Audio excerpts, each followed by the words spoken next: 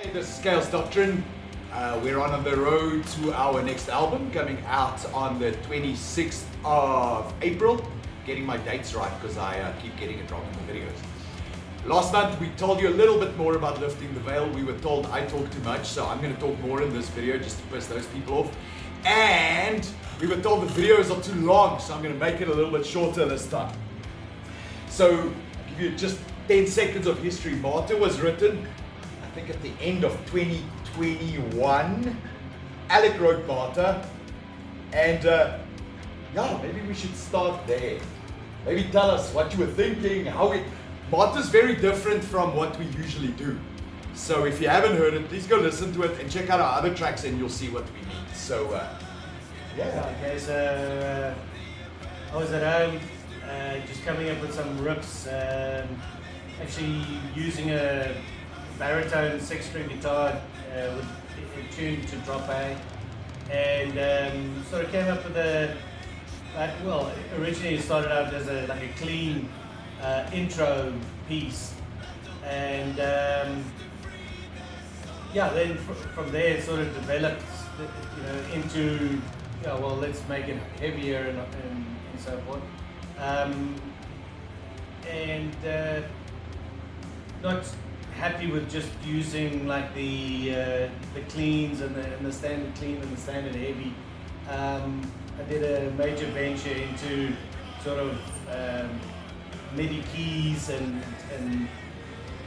strings and so forth to try and build up the intro piece. And so once I started developing the song into the different sections, it felt good to bring back a lot of those keys and strings into different parts of the song. So what you'll hear is, funny enough, no real clean in the intro any longer, and that's actually kept right to the end. One of the more adventurous songs, I think, from my perspective, because A, I was using a different tuning, B, I was using keys and stuff and strings that I just felt needed to be used in this track. I think what I'm going to ask you about your solo. So think about your solo.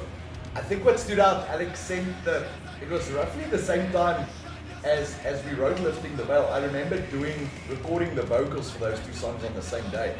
I remember Alex sending it and saying, "Fuck, Oaks, I don't know if this is going to work for us, but check it out."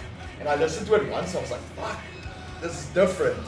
But it sort of had I'm going to say Paradise Lost. It had a Paradise Lost sort of feel for me. Not straight, it doesn't sound like Paradise Lost, but it had that kind of feel for me. And then I was like, fuck, we have to give this a shot. I love the keys. I love the melodicness of the main guitar parts, because it's the first time we'd ever done that. I loved how slow the track is, and I really wanted to do something different. Before we tell us about your solo. Yeah, well, before we get to that, I think the sort of inspiration for the track wasn't necessarily Paradise Lost, although you got that from that.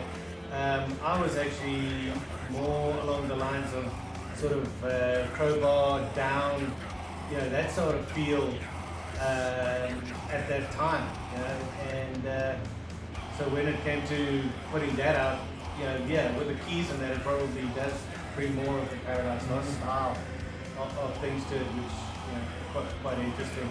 That is very with the solo, I didn't want to be fully shredding the thing. I think it, with the piece being more, like I said, more sort of crowbar down type of inspiration, I think I wanted to slow it down and be more melodic in the attempt to solo. It's funny, I affectionately refer to that solo as Alex Richie Sambora solo. I love Richie Sambora, so I'm not, fuck, I think Richie Sambora or Slash.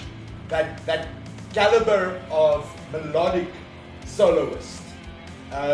If you're as technically proficient as Alec is, shredding is almost like, you can go really fast.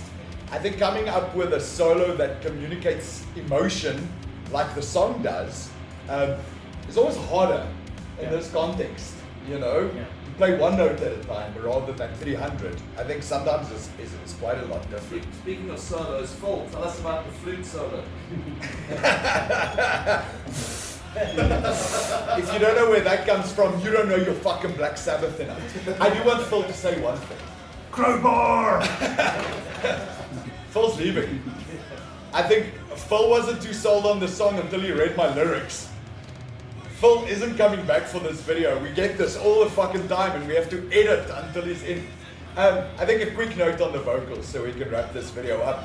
Because it sounded so much different, I wanted to do something completely different. So we hadn't ventured into proper clean singing except for the Depeche Mode cover which we did. And I was like, fuck it, I'm gonna give this a shot. And I spent like half a day in the vocal booth just trying fucking different things. So in the end, when I played it to Alec 3 times so we could hear it properly, I think it sort of got a feel of like if you had to mix up Ozzy Osbourne and me and like David Bowie, you know, oh fuck me, the drummer's left too. So I think what I wanted to do with the vocals is exactly what Alec said about the guitars and about the solo. It's like, it's different. And because I got a Paradise Lost feel, I wanted to convey that kind of dark fucking thing. And that led to the theme. The theme is Martyr. If you don't know what the song is about, the song is about a Jester on a stick. A jester on a stick. It's about an evangelist of sorts who gets burnt at the stake by the people he's trying to convert. So it's fucking ironic, and that's why his face is a clown. We have very few explicit opinions, but this is one of them. Dying for what you believe in is stupid. Just lie and live longer. Yes, that's for why my fuck's face is a sakes. clown. So anyway, I think that's enough about Martyr. Next video coming about our cover. I'm not going to tell you who the band is that we are covering. But yes, we will talk to you soon. Jester on a stick!